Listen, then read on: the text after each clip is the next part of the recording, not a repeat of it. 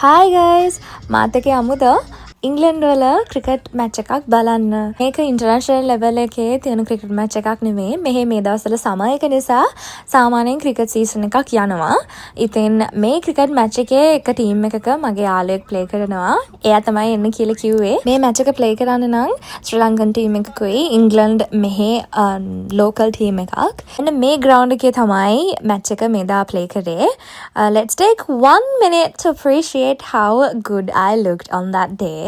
ඉතින් මගේ බර්ත්ඩේ එකත් ළඟ වෙන හින්දා මං හිතුවා වෙනසකටත් එක්ක මැච් එකක් බලන්න යන්න ඕනේ කියලා. කවදාකවත් බිග් මැච් එකක්වත් බලන්න ගියපු නැති වුණාට මොකද බලන්න ගියපු පළවෙනිම මැච් එක පරාද වුණා. අපිට නම් ඉතින් නැවගිලුණාත් බෑන්චෝන් නිසා කිසි ප්‍රශ්නයක් තිබුණේ නැහැ මට නම්.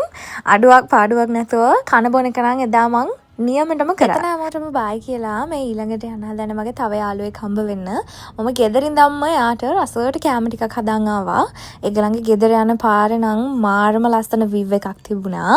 ඒ විව් එක රෙකෝඩ් කරන්න හිටියා වුණාට වාහනේ ගියපු වේගෙට මට ඒ කැප්චර් කරගන්න බැරි වුණා. තුන් පාරක් try කරා වුණාට ගස්කොළන් නිසා ඒ විව් එක වැහිලා තිබුණා. මේ තියෙන්නේ මම ඒ යාළුවට හදාගෙන ආපු කැම ටික. මෙතන පොලොස් කරි එකක්, රජු කරි එකක්, බටු මෝජු, බණ්ඩක්කා, බීෆ් කරි එකක්, කොළ මැල්ලුන්, පොල් සම්බෝල, පපඩම් බැදලා අම්මෝ මේ කෑම ටික නම් මාරම රසට තිබුණා. මේ කෑම හදන වීඩියෝ එකක් නම් මට කරන්න බැරි වුණා. මොකද ගොඩාක් කෑම හදන්න තිබුණා පුංචි කාලයක් ඇතුළත.